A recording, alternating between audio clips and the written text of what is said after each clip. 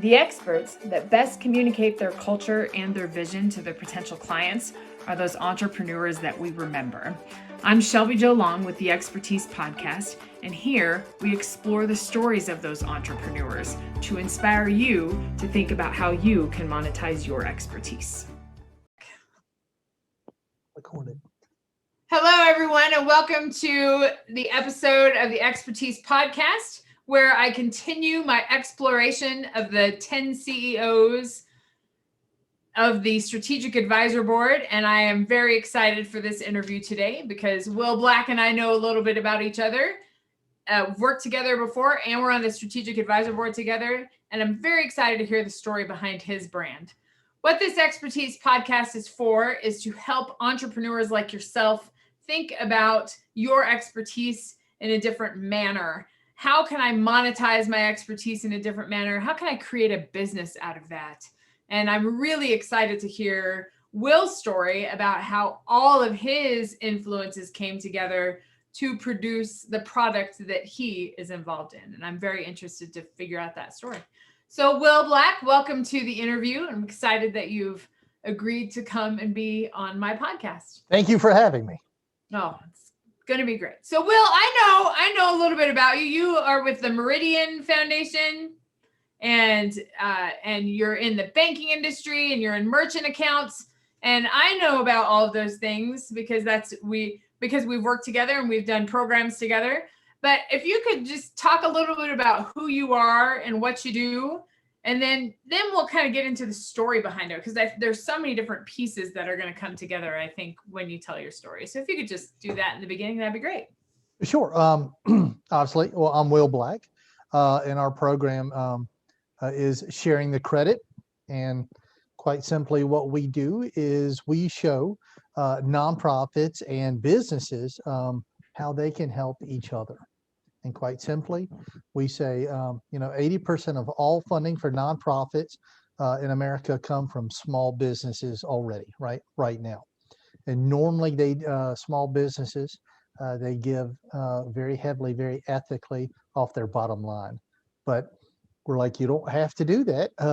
You can do it via your business's merchant account.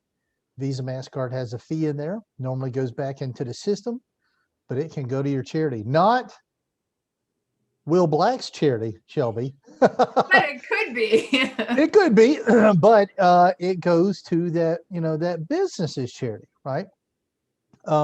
As one business owner that I met years ago, she said something and it stuck with me, so I'm going to quote her. She said, "Will, my work isn't the only thing that inspires me." Right? We're so driven by what we do. She had a cause. She loved it. She wanted to give. And that's what we do every day. Will, I have been so intrigued by your product and what you offer, and it's been really fun to work with you to come up with a program for nonprofits and colleges to be able to give to their foundation, to be able to give back to themselves because they are a nonprofit in themselves, and to have Sure. that money that they can use. And I think it's just such an amazing product. I'm just curious how everything came about. It sounds like you maybe had to pull some strings to get all of these things arranged instead of like giving and correct me if I'm wrong, but every merchant transaction, 3% of that goes to admin fees. But with your merchant account, it's about 1.6% go to the admin fees. And then a percentage of that goes to your nonprofit. Well, sure. All right. That's a few different ones. Where to jump in? If we back up, how did I get to there? I mean, that's a little bit of a story. I joined this industry in January of 2000. If you want to be able to date anything that you do and how long you've been doing it, when you get to say you started in the first month of the new century of the new millennium, that makes it real easy, right? Right, exactly. Right. Right after the Y2K, right? Wasn't it the Y2K? Right. So when you get to, at any time, I get to say, what year is it? It's 21. All right. It's it's 8 months into it. So I've been here 21 years and 8 months, and that's what we do. I I worked at a company that made credit card processing software for computers, right? Um, and that was a wonderful period for me because I got to meet processors, right? And a processor is um, a business cannot go directly to Visa and MasterCard. I mean, they just can't do it. It's too big, right?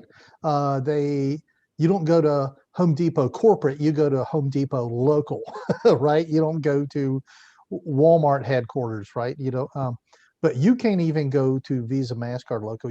There's a little grassroots campaign. There are these groups called processors, and but a business can't really even hook up to those.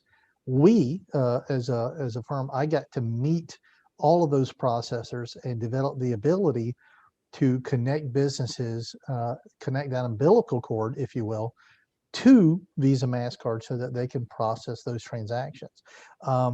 And I learned a lot. And what I learned all through the years is one thing: the industry preys on ignorance, and they love to keep people feeling like they don't quite know what's going on, right?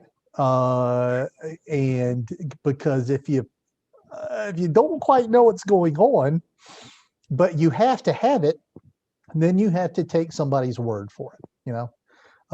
Imagine you're in a hospital and you know nothing about medication. They keep coming in with a syringe, for diabetes, whatever. We don't know. They don't tell you what's in a syringe, but they keep having to do it.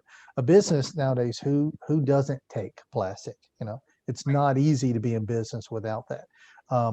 But the system is designed to make Shelby and all the people of the world confused. And we just took time and we would answer it. And we would say, listen, we understand you're confused. There are about 4 different chefs with their fingers in the broth. This is what you need to do. We would stop them. Okay, it's okay. And we started building around that. We built our own merchant services firm, went out and hung my own shingle. But eventually I got to meet a nonprofit, and he told me a bad story. And that story, Shelby, was that his entire previous board was apparently populated entirely from a local insane asylum, and they had destroyed their entire giving pool. I mean, destroyed it. And they were, when it was in the last days, big checks, 25, 30, $50,000 checks were going across the desk, and the thing still imploded. And so when they tried to relaunch a very worthy organization with their new board members, sane board members, business people that knew what they were doing, they were getting nobody's home. They weren't even getting no, right? They were getting nobody's home. And he said, can you help me in any way? And I said, let me tell you what a bank doesn't do. And he said, what? And I said, banks don't really set up merchant accounts. Oh, but 95% of people go to their local bank. When Shelby wants a merchant account, more often than not, she's going to get in her car, drive to Shelby's personal bank and say, here's my business license. Can I get a business checking account? And sometimes Shelby doesn't even know to say merchant account. She says, and maybe I need to take credit cards. Do you have those black box things, right, that I can swipe the cards on? And they say, here's your business checking. And by the way, here comes the magic trick. Watch for it. See, nothing up my sleeves, right? But they're going to say, now, Shelby, we're going to have a team member follow up with you and set up Shelby's Fine Home Furnishing or Shelby's, educationsystem.com. We're going to have a team member follow up. It's not the person from the bank. It's somebody that has a firm like me. And that's what we do. Yeah. Does all this feel confusing, even though I'm explaining? Yeah, because there's so many little steps in it. The thing is most people go to their bank, and that means that Visa MasterCard has to build something in for the bank. And they build this percentage in. And the IRS says it doesn't have to go to that bank. It can go to, wait for it, a nonprofit. Ta-da! It can go to a 501 and never the twain shall meet. All of a sudden, you have a whole different game plan, right? I told this to this man. I said, listen, it's just a referral fee. Be the bank. And Right. even then, he said, that sounds good, but I think I lost 3 IQ points trying to figure it out. I said, they build a little money in to be able to give this to the bank. It's predetermined, right? It's going to go there automatically. Why not automatically have it go to your nonprofit? I'll tell you this, in under 4 months, that particular group had $3,000 a month going to their nonprofit. And the good thing about it is, as long as the businesses that he introduced to that and said, do you want to support my nonprofit, right? As long as those businesses were in business and swiping cards, they were going to keep pumping in that $3,000 or so, month after month, year after year, without him doing anything. No more hat in hand, right? No more feast or famine. It's very budgetable, which is an incredible thing for a nonprofit. They often have windfalls and valleys of financial, blessings and ruin, and that's very hard to work on.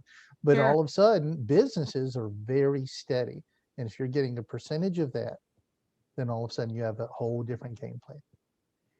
I think, as a small business owner and understanding that I'm ignorant in many, many areas as I have grown, and many small business owners are that way. You do what you know, or you use the online portal, multiple online portals, the Square and Stripe and PayPal, and use all those things. That's just what everybody else does. Or I go down to my trusted banker but I don't think about that. And it's the fleecing of America, right?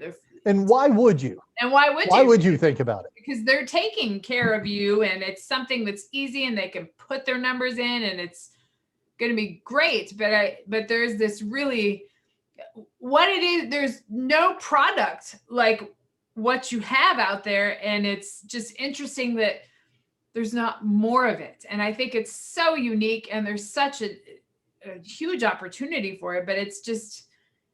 Let me assuage your feeling when you're like, I feel I would be ignorant.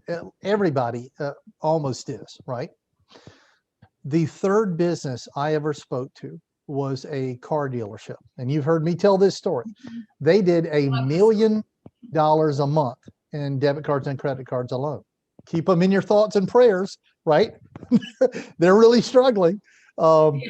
Very, very ethical company, gave heavily to their nonprofits, greeted us warmly, said, hey, thank you for coming. Please tell us how we can help our nonprofit. But that's the way it is. When the nonprofit walks you in the front door, it's a pre-vetting process. They're all just like what you do, with a lot of people. You talk to somebody. If Shelby says, well, you need to talk to Vic, I'm going to talk to Vic and I'm going to be happy about it, right? It's probably already a good fit. But we go in there, we're talking to them, and we say, let's get some couple of ground floor rules. If this costs your nonprofit anything to do this, or if you as a business, if you had to pay extra, right? If you had to pay a premium in order to enact this, it would literally be cheaper for you to just write them a check. Right. And this group is like, well, God bless you. Nobody ever turns away money from us. Right. Right. We're not struggling. Everybody takes the donation. They said, what do you need? And we go over their statement, and we get to come back and say, you were overpaying. At the time for them, it was $23,000 a year in fees. They've actually grown a little. Right now, proportionately, they would have been overpaying about $30,000 a year in fees. But we got to tell them this. It is. And, the big GM of that auto group was sitting in on that meeting, being a little stoic. And when I said $23K a year, it's actually, again, I'll never forget it. Third business we were ever introduced to is $23,432 a year, right? I'll know that number till death. But we said it's a little over 23,000 a year. He finally spoke up and he said, wow, that's a car. That's a whole car. Yeah. And we all laughed, including his people, nervously. Ha ha! The boss made a joke, right? And I said, actually, it's a car a year. It's a car every year. Another one, year after year. But we got to say, listen, this is a knowledge game. Here's your report at no charge. You don't have to use us. All those little red numbers. Take this back to your current provider. Argue the rate down. And he very soberly said, assuming we even wanted that nightmare, right? Yeah. They're probably not going to give our nonprofit this built-in percentage. And I said, well, they're legally allowed to, but they haven't done it yet. No, they're not going to do that. And he said, you fix it. Can you do that? And of course, he said, good, you fix it. You're our guy. Fix it. So that group, they got to save that $23,000 a year, almost immediately, starting immediately.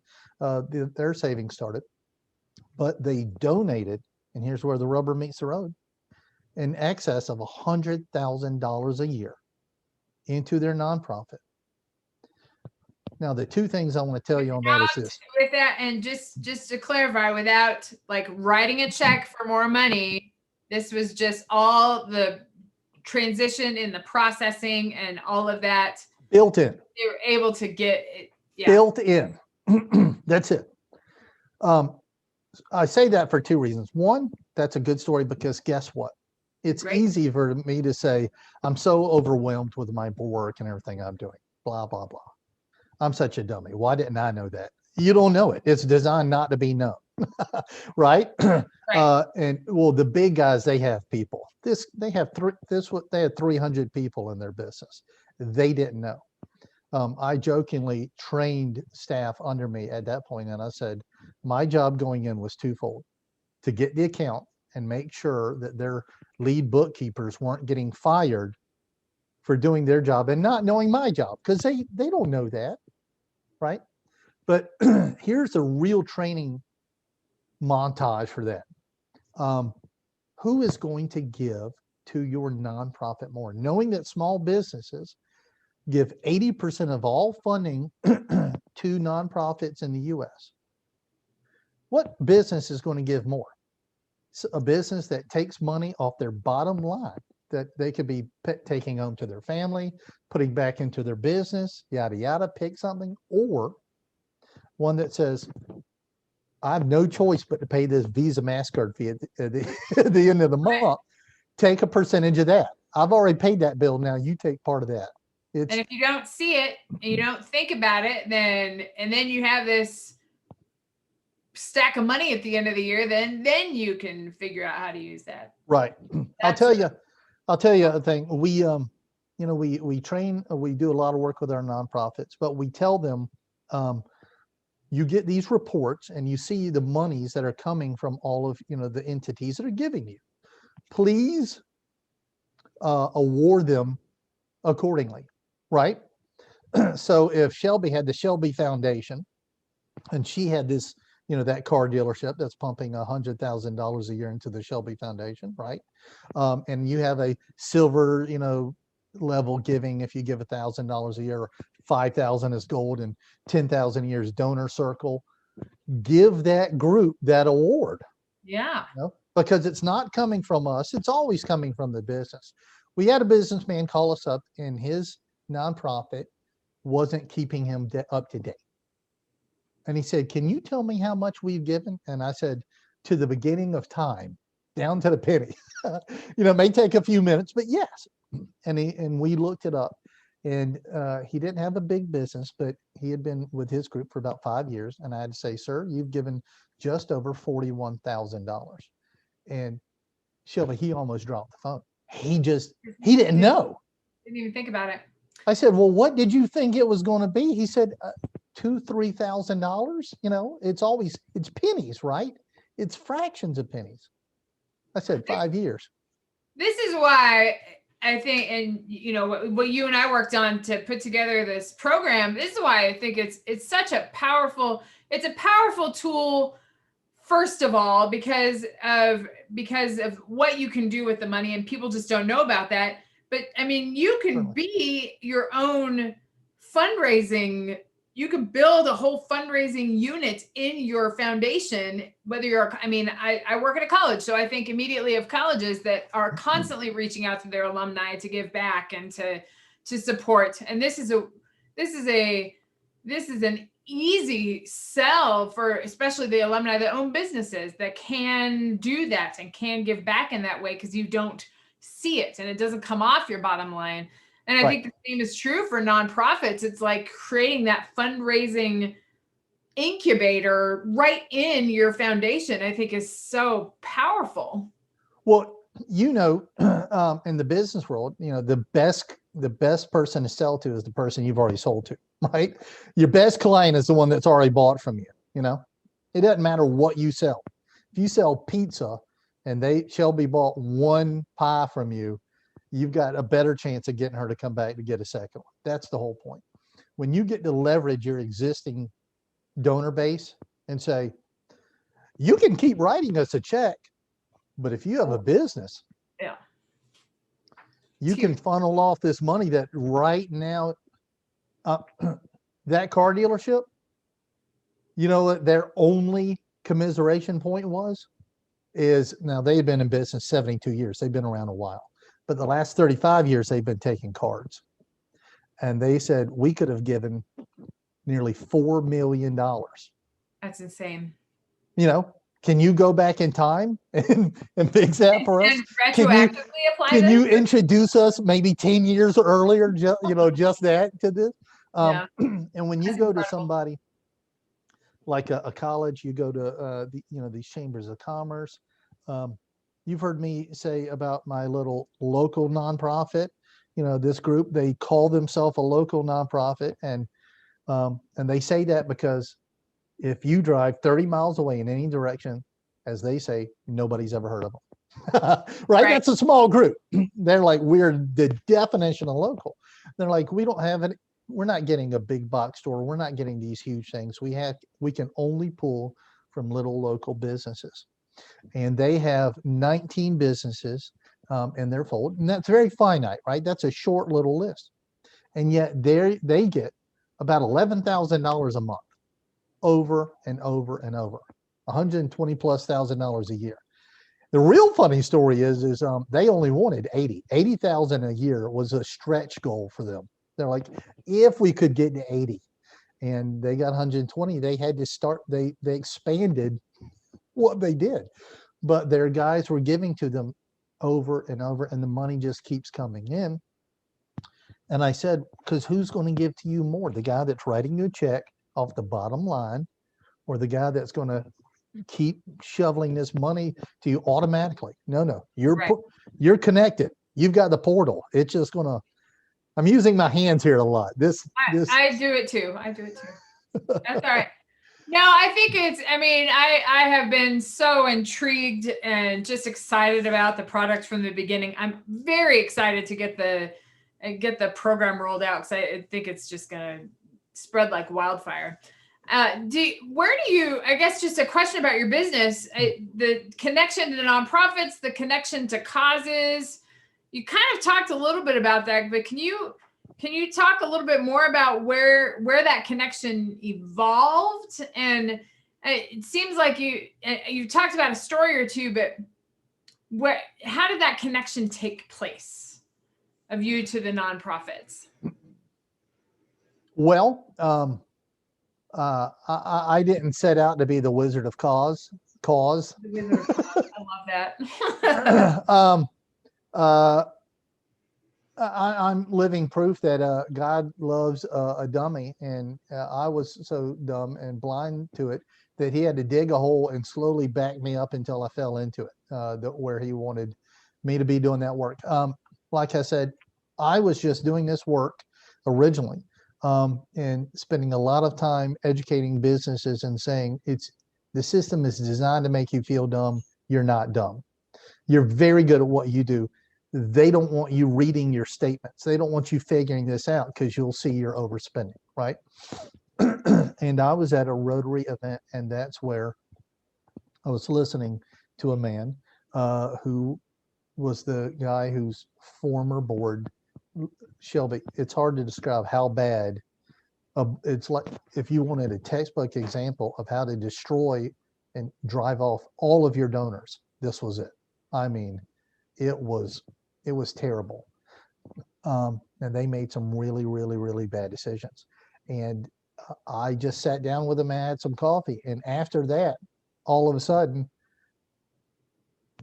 I became the candle that the moths started flying to. I don't think he ran out and did it. It's just I mean, overnight, I found 3 or 4 more nonprofits. And I simply had the conversation because we weren't setting out to do this. That wasn't the goal, right? Right. I wasn't trying to do that. I was trying to help a person out and explain and say, this could be done in this way. But within a 3-4 week period of time, when I had to have that conversation with 3 or 4 other nonprofits, all of a sudden I said, there is a huge niche market here, right? And so much so that I don't know if it's a niche. I think it's an entire footprint across the republic as we know it today. I mean, just these nonprofits, and I've never met a nonprofit that didn't need a little help with next quarter's numbers, right? Sure. I think you are the Wizard of Cause. I think that's a great. I think that should go on your license plate. It came up accidentally, but I'll tell you what really does it for me. I'm a rabid capitalist, but I met these nonprofits. I've met so many of you in the past couple of months. It's just crazy. But it doesn't mean we don't give. Again, that's the point. That's not an accident. Movies, children's television, the bad guy is always the businessman or woman. No, we're builders. We build stuff, right? Sure. That's what the business is. You have to figure out a way to do this. And it's not a mistake that 80% of all funding of nonprofits come from these small businesses. But if you want to have your socks blown off of your feet, then you talk to 4, 5, 6 nonprofits a day, and you will be stunned at what people are doing out there. That's the real, cutting of the proverbial onion. I'm not crying. I'm just in my office chopping onions, and you can't see the onions. But these people have amazing stories, and you want to help them. That's an amazing thing. And the impact that can be made by it's not a small change, but but by this one change it just resonates. It's sustainability. It's a more robust system. Everything is just so amazing about what can happen from it. We had a nonprofit that had just gotten a grant. I don't know if I've told you this one in the past. They were having trouble paying payroll, and they found one of their grants came in for $10,000, and they were jumping up and down. And then they started weeping because they finished reading the grant. And the grant said, Shelby, that the 10 grand could only be spent on windows on the building. Yeah. It's restricted. And they're like, that is going to be great. We're going to, come winter, we're going to want really good windows. So when we're burning the desk inside to keep warm, it holds the heat in, right? And lo and behold, they had already started working with us, and they got a check from us that month for $4,000. And we had really good news for them. One, we have no restrictions. This is the same as a cash donation. Right. Right. We've had a nonprofit call us and say, can you tell us what we can spend it on? Here's the answer, Shelby. I don't care. Right. Unrestricted. You can do whatever you want with it. Yeah. You run your foundation, your nonprofit every day. You know so much better what you need that money for than I'm ever going to. I don't have time, right? You know what you need it for. 99.9% of all nonprofits out there are so ethical. The others we're going to see on the news anyway, right? We say, give it to them with an open heart We don't put restrictions on it, but I got to give them this $4,000 check, and we got to say, this means that probably your next check is going to be right at around $4,000. And the one after that, unless you add a couple more business, probably going to be about $4,000. So you get to budget it, you get to plan on it. Unless those businesses get hit by a meteor, they can plan on it.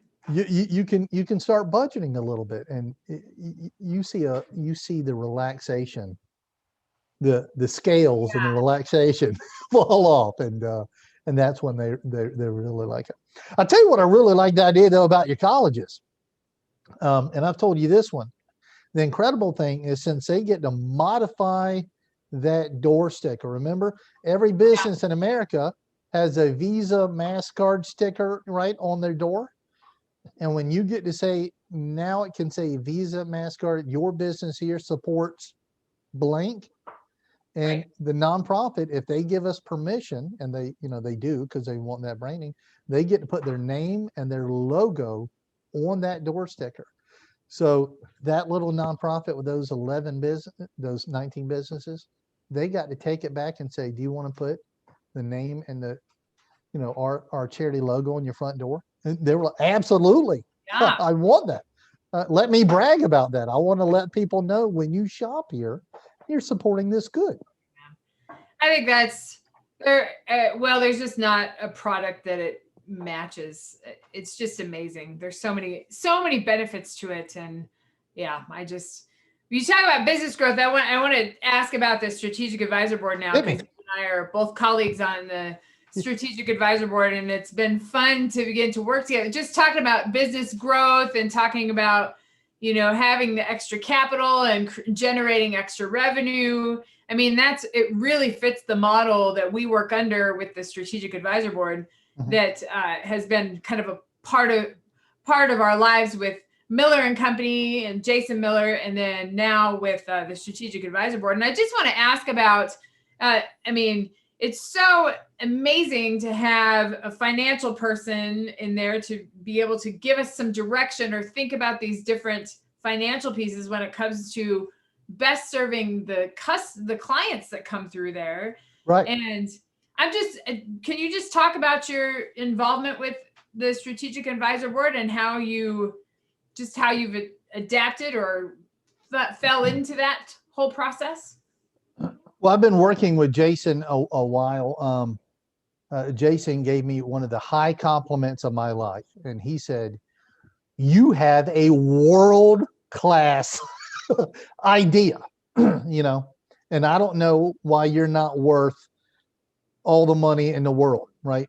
The earth should have written you a check, said all earth's money. Here it is, and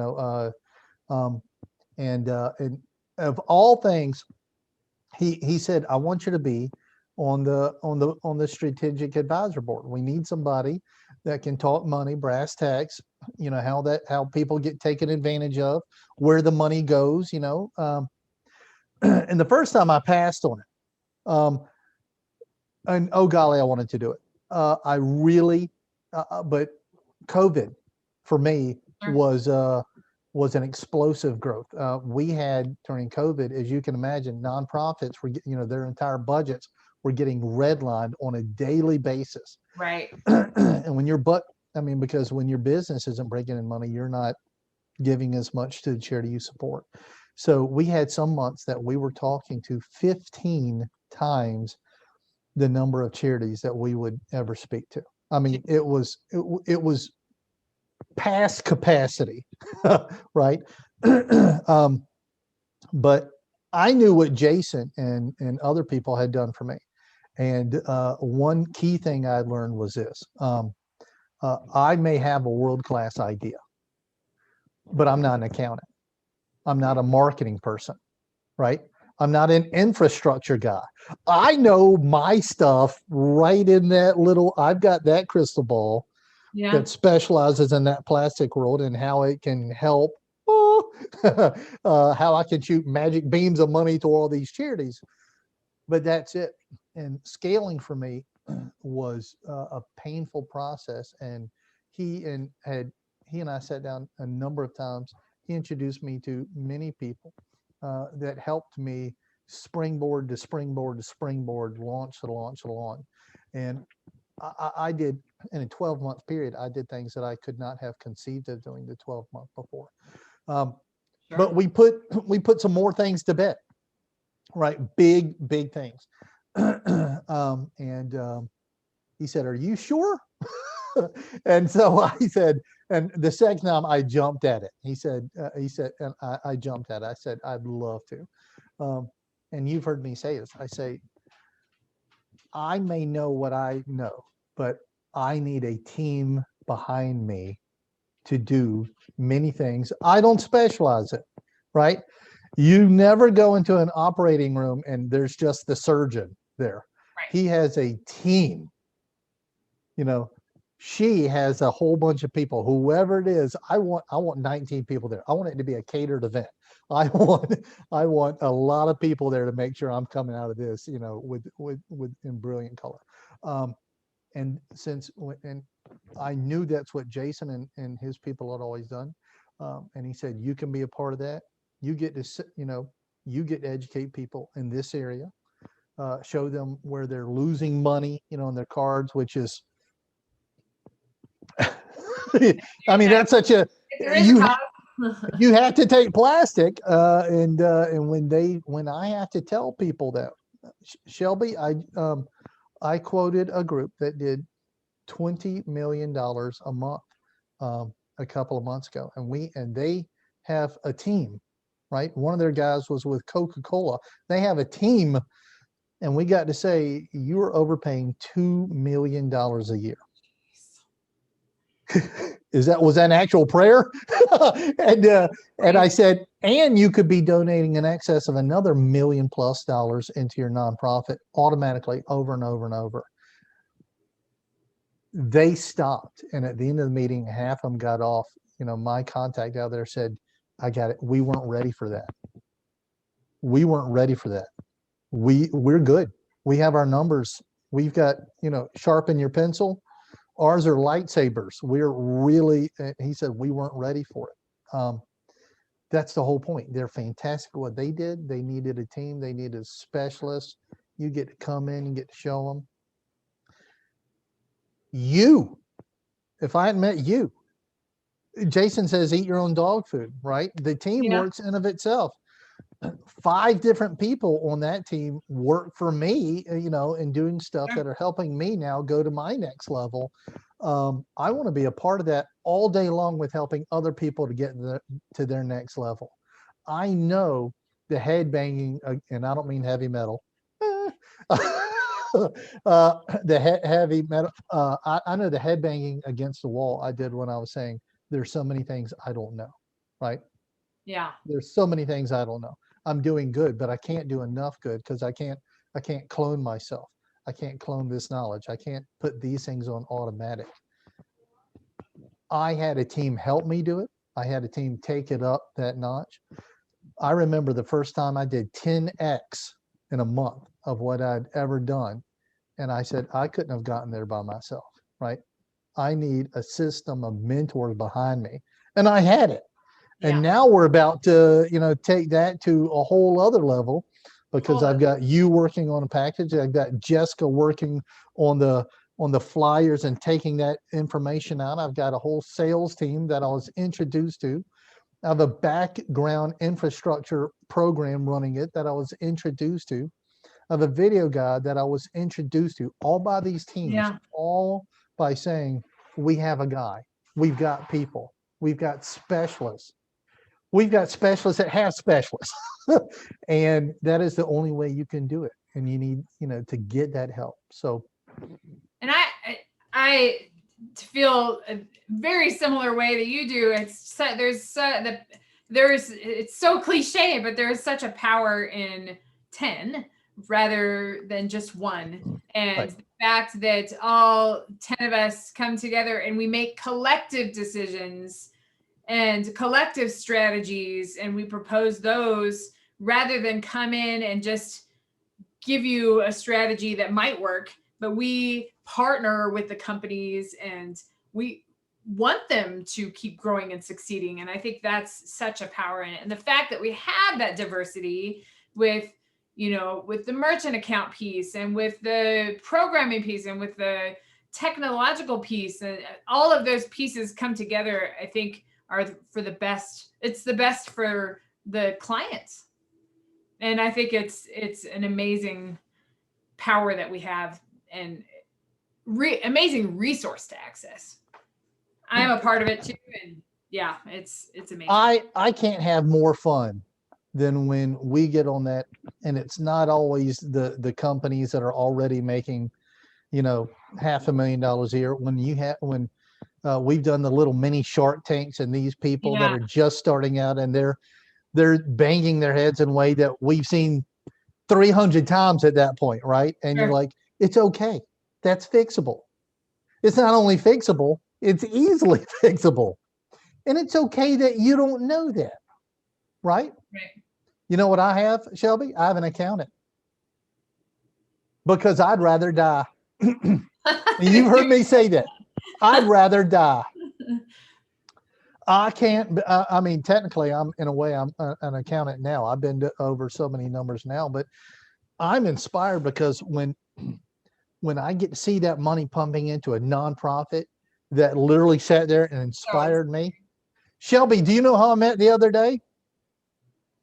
If I gave you 1,000 years, you wouldn't guess it. I met two young women. But neither of them have hit 23 yet, right? And they are on fire, and they're going to 3D print a school in a third world nation. And they need money. They've already got the whole background. And I've said, you can't be this far along already. How are you this far along? That's awesome.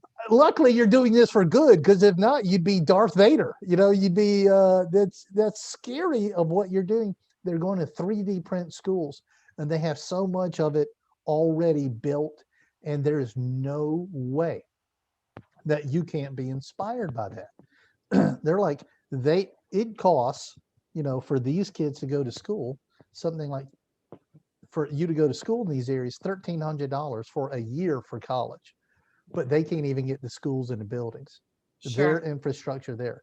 So we're going to print a school. We're building a system that can go in, like sci-fi, science fiction, print a school, leave, and then go another area 300 miles away and print another school. I had to be involved with that. I said, whatever you need. Whatever you need. And we meet people like that every day. So how can you not be happy? Yeah, that's so awesome. And I think it's amazing that you've taken, and this is, I'm not trying to sound negative, but you've taken something like merchant accounts and been able to create all of those connections and really showcase your expertise in a way that is changing lives. And I think that's amazing. And I am very excited to see where you go. I'm unworthy of the praise, but I'll tell you this. The first thing you got to do sometimes is just commiserate for a second. And you just got to show people it's okay. It's okay. Everybody has this, right? Ford Motor Company, had big sections of time, and we can't imagine them ever having a problem. But in the early 1900s, had major sections where they would have to make these big pivots and changes. I just spoke to a man last month. He was doing $400,000 a month, all on Stripe, all paying 130% in fees of what he had to pay. And that's when there's an old joke where you don't want your doctor to hold up the x-ray and go, ah. And he said, oh, and how are you processing? Well, we're on Stripe, and you go, yeah. I hope not.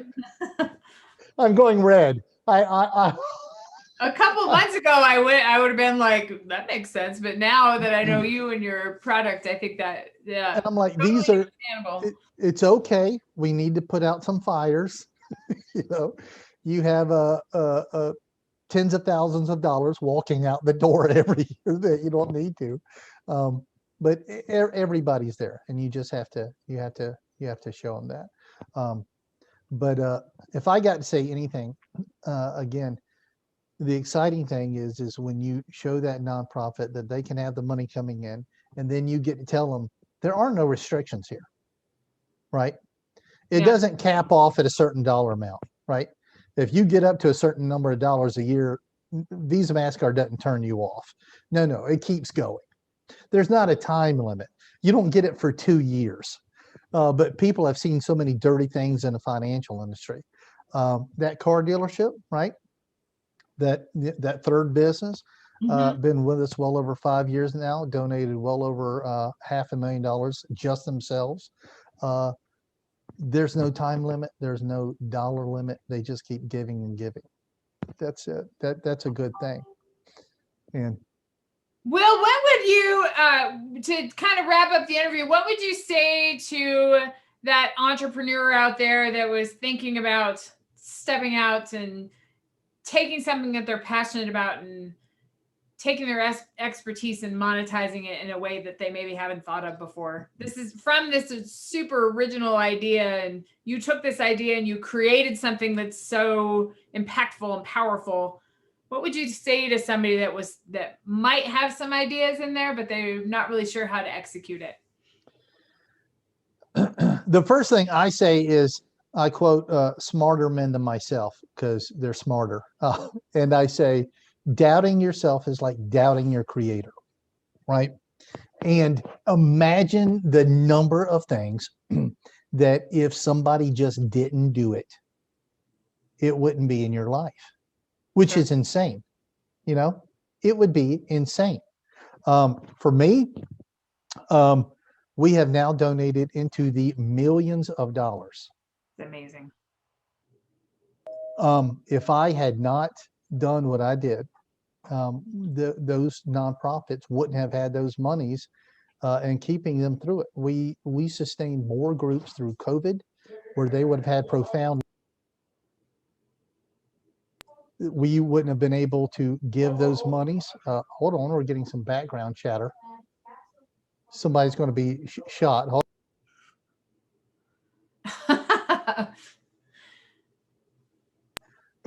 Anyway, you have to go out there and you have to try. What I really prefer though is you don't go sit there and you don't go take your home and mortgage it and do everything else. Talk to a team. Yep. Talk to a team. The best thing about our little Shark Tank stuff is not that we're saying you're terrible. How many people have we already spoken to, right? That we've just said, hey, I've got a suggestion for you right now in a 5-minute period of time that can help you pivot and make that change you need to do. And all of a sudden, they're up and going. There you go. Talking to a team, talking to some people that know what they do. The ideas of the world are what drive the world, right? The thing about it is don't bang your head on the wall. Right. Have some advisors. You have a whole team of wizards that have seen all of these problems before. And again, I like to say, there are things I would rather die. I had to talk to you and I said, Shelby, I have no idea. We have people that want us to fly out there and train their staff as to how to do what I do. They're nonprofit. I can talk to you for a little bit and I can throw some stuff out and I can put you into a coma with certain numbers, but I can't do that, right? I can't do what Shelby does. The thing that Joel and everybody else does, I have a team. I rely on them. Yeah. That $1 million car dealership, it'd be real easy to think, oh, they've got people, but they needed to talk to, again, another person to show them the way. SAB does that every day. We show people just let's pivot. Let's do this. Let's add this and you can do it. I think that's one of the most challenging lessons as an entrepreneur and a small business owner or starting out in business and starting out with an idea is finding the people that you trust and to know that you don't have to do it alone. Oh my gosh. As if you're met, I mean, I have been there too, many solo entrepreneurs, and I want to figure it out on my own. I want to do it on my own. And then, gosh, it takes a lot of stress off my back if I have somebody else figure out my accounting. And it takes a lot of stress off my back if I have somebody else do my lead generation. So I think you learn that as you're going along, but that's the toughest thing to think about. And the famous book, All I Need to Know, I Learned in Kindergarten. And he says, when you go out into the world, look both ways and hold hands. Right? Love that. Yeah. I've got Shelby hold my hand. She says, Will, I can do this package for you, right? I can design that. Jessica told me, Will, I can build that flyer and make all this information you've got quickly digestible. Joel told me, Will, I can redo your whole back end, your whole infrastructure, your whole system. I'm not giving you a CRM. I'm giving you a BPM, a business process management. He's built for me a whole Star Trek-y system that does everything in the background. I rely so much on our own team, and they're what's helping me go next level, next level, next level. That's because they're the best team. That's what they do. And I tell you what, I hope we keep doing the little mini Shark Tank so that people, little small companies, little ideas, and we're struggling, we're doing something, and we can. I think that's a significant piece of our business, for sure. Right. Well, it has been, I love hearing your stories, and I'm so glad that other people get to hear your stories. And I'm so fortunate that we are working on the same team together. There's so many amazing things that are coming in the very near future. And I'm just really glad that you have the opportunity to tell us these experiences so others can learn from you and know more about you. So thank you again for coming on the Expertise Podcast. Anytime. I'm here for you. You're and these guys. And yes, we're all here together. And it's a great story about how to transform your expertise into monetizing your expertise. And it's very inspiring. So for all of you that are listening, I look forward to talking to you again on the Expertise Podcast. To interview another person on the Strategic Advisor Board is next. But we all want to inspire you to reach out to your team and to take your idea and to understand that you can leverage your expertise into a monetizable product. So we'll see you next time. Amen. We hope you've enjoyed this episode of the Expertise Podcast and hope you're inspired to think about how to further monetize the expertise and the processes that you have in your own business. See you next time.